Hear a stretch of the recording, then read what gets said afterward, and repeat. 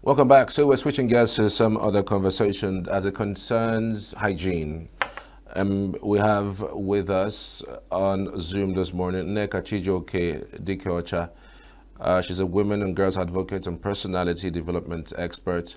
She would expand for us on the topic women and vulnerable groups in wash management. We have with her live on the Zoom this morning. Good to have you, madam. Good morning. Good morning. Thank you. Good to have you, Charles. Thank you so much for joining us. Just give us a little bit of an overview of wash management is as it relates to women and vulnerable groups. Okay, so WASH, as you know, is water, sanitation, and hygiene. And vulnerable groups means a group of people, any person who is at higher risk or who is at a disadvantage based on sex, race, geographical location, economic status, or health status. So basically, that's what vulnerable groups means. I'm talking about water, hygiene, and sanitation. This is something that is um, interlinked and interwoven, can never be separated. One cannot practice good hygiene or have high standard as sanitation without access to good water supply. So that is why when we talk about women, vulnerable groups, children, and access to water cannot be overemphasized, knowing that globally, according to WHO and UNICEF report in 2023, about 1.8 billion people do not have access to um, water supply. I'm bringing it down to Nigeria where we live. According to World Bank in 2021, about 60 million people don't have access to water supply. So you can imagine looking at the population of Nigeria and then this magnitude of um, persons does not have access to water supply, it calls for concern. Thank you. All right. For you, what are the barriers that is preventing these vulnerable groups from basically accessing the wash initiative? Okay, there are a lot of barriers that I've mentioned what vulnerability means. So if I remember, I would like to share my story as a girl child. You know, growing up where I grew up, there was no access to water supply. We used to fetch water um, at the river. So some of the barriers that when there's no access to water supply, girls and women and vulnerable groups they suffer more for it. You know, according to the same reports, about in 7 out of 10 households, women and girls bears the brunt of the responsibility of fetching water. So the barrier is the barrier of age, poverty, um, um, stress, economic status, some of the challenges that we experience. Talking about vulnerable groups, even people who are disadvantaged, some of our brothers and sisters who cannot make good use of their legs or their arms, you find that where they live, there is no water. So how do we expect them to actually trek to wherever the water is to go and fetch um, water? So that's a very big barrier to having access to water supply. You see people trek long distances going to look for water, and it's a big challenge. In the process of girl child going to look for water, she can be raped women saddled responsibilities of taking care of the home, washing plates, washing clothes, cooking, and they don't have access to water. It's a big challenge. And talking about barrier, it's not everyone that have money to sink a borehole where they live. How many persons can afford to sink a borehole? How many persons can afford to, be able to have their own water at home? So now, at the communities, at the villages, rural areas, are there access to public potable water supply where people can easily access water without traveling long distances to access this water. You know how it is when you live in a home when there is no water. In short, the home is just grounded because you cannot do so many things. So a lot of things serve as barriers to accessing um, water. Talking about sanitation again and hygiene, you need to practice good hand washing. You need to have access to water. Sanitation, we talk about waste um, management. How can we have good waste management when there is no access to water? So some of these things are the barriers that are being experienced in terms of water, sanitation, and hygiene. How for you is poor wash management contributes to the spread of diseases like diarrhea and cholera? Very, very good question. Thank you, Charles. Water, lack of water, good water supply contributes to is a high contributor to even maternal and child deaths and other diseases and outbreaks of diseases globally. Because I've mentioned before that for one to practice good hygiene management, there needs to be access to good water. That you go to toilets after using the toilet to wash your hands, after performing some manual labor, you wash your hands. But in a situation where there is no water and there is no water to wash hands, it's a big problem. You can see little children drinking water that is not clean, water that is not potable, which causes diarrhea, vomiting, stooling, and the rest of them. So water is a major contribution to diarrhea, major contribution to even children's sicknesses and the rest of them. And where we tell women to practice um, to ensure that their newborns practice good breastfeeding, right? And all of that. You need water to wash all of those equipment, utensils, plates, spoons, and everything that you need in taking care of your newborn. In a situation where there is no water, how do you do that? That is a challenge. There is certainly going to be a breakout because those transference of germs without access to water is highly something that should be expected.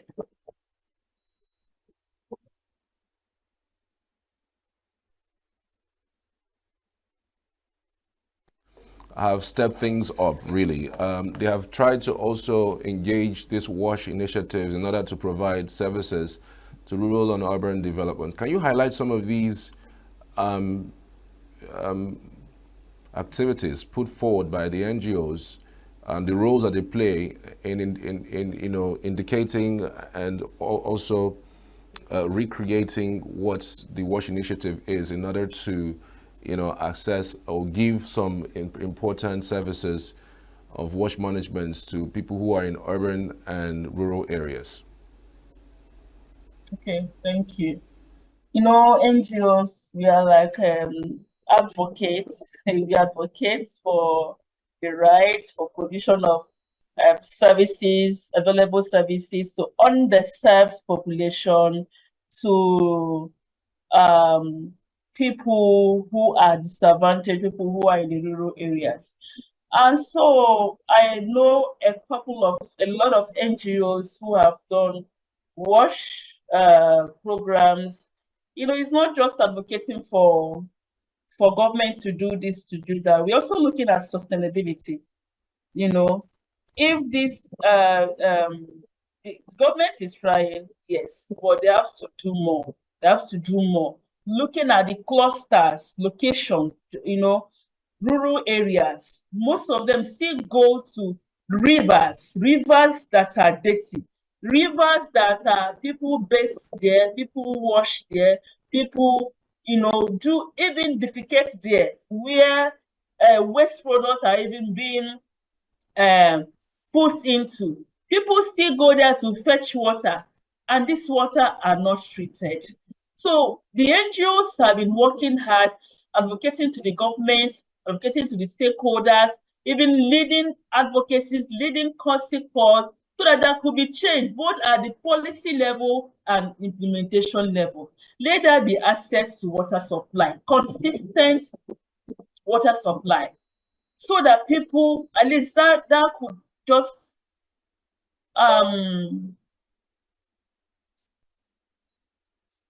one of the challenges will be solved when people have access to water supply.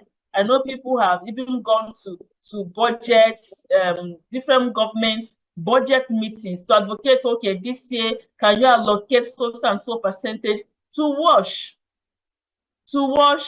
ensuring that people have access to water, hygiene, and sanitation services across our local community. So the NGOs have done enough, and they are still doing. They've been involved in stakeholders conversations, in advocacy, in community meetings, open community meetings, asking for budget increase, budget inclusion, asking for policy implementation, you know, and all of that. So I think, yes, the NGOs have done enough, and they're still working hard, collaborating with other relevant partners and stakeholders.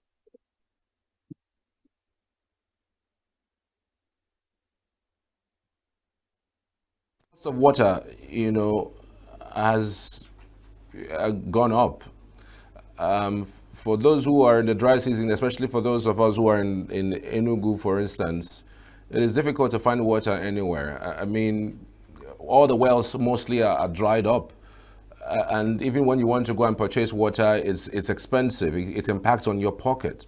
I mean, some people would say you rather eat food than even drink water, because if you drink water without food, you are in trouble. So there's a rising cost of virtually everything, specifically on this particular matter, water. How do you think people will be able to go around these issues, specifically now that we're in the dry season? I understand what you're saying, because I've stayed in Enugu, and it's not funny, really. Even when the one we even buy, by the time they deliver it to us, it's so dirty that you use it to flush toilets, the sink, you know, is stained by that water. You wash clothes, it is stained. Like, the water is totally unusable. So I can imagine how people are coping. And again, as you have asked me, people have tried, because the problem is that even when certain people have money to sink a borehole, it is found out that they could not find water. They could not find water. They would dig and dig and dig, and there is no water. So we are still beckoning on governments again to please help. I know that we have budgets for different sectors, different areas, health, housing, and the rest of them. Water should be prioritized, because it's traumatizing to me personally as a woman when there is no water at home. You enter the convenience you finish using the convenience, you want to flush, there's no water. You want to wash your hands, there's no water. And God help you if you if you have one health challenge or the other, maybe you have diarrhea and you keep frequenting the toilet and there's no water. It's very traumatic.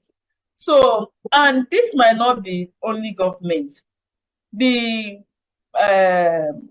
private business people can also invest in this area. At least I know people are investing in different aspects, different areas of interest that they believe will yield money for them. But investing in water, someone taking it as a personal project, of course, they're going to have interest, they're going to have talking about profit. But I think they will do so well if you invest, there's a collaboration between public and private partnership to look into this matter and say, how can we collaborate to make sure that in Nigeria, for every household, there is access to potable water supply. I know it's going to cost money, it's going to be capital intensive, but people are ready to pay. Sometimes in Enugu, yes, I've stayed in Enugu, even where you have your money, you may not be able to find water. But if this water is made available, then people can pay as, something that is within the range of their pocket, something that will not, they don't have to break a bank to do. So I think the both public and private investors, and for companies who are looking for what to do, how to give back to the society, they can also look towards this water wash area and invest in it, and humanity will not forget them for that. Thank you. Technology can help in implementing the WASH initiative across board. I mean, this day of era, the day of technology and artificial intelligence, do you think that we can leverage on it in order to initiate this WASH initiative to cut across all sides of our society, and especially for those who are very difficult to reach? So, AI, artificial intelligence now, we're in the era of AI, and it seems that with AI, nothing is impossible. So I believe in what is even happening in our electricity now, where people have to use prepaid, and in the comfort of your room, you can recharge and have access to water, as I've mentioned earlier. So I believe with technology, with artificial intelligence, with computer, there could be improvements towards improving access to water, sanitation, and hygiene services to both the rural people in the rural areas and the underserved population.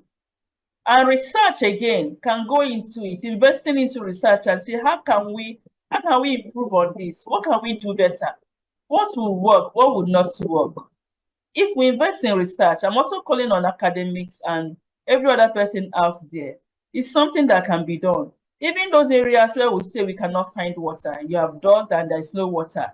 I believe with technology, there will be a solution on how to actually access this water. Yes, because this water is available, but maybe it's very far away from the surface of the earth. So with technology, I'm sure we'll be able to distribute water across all locations to ensure that everyone have access to water. Thank you.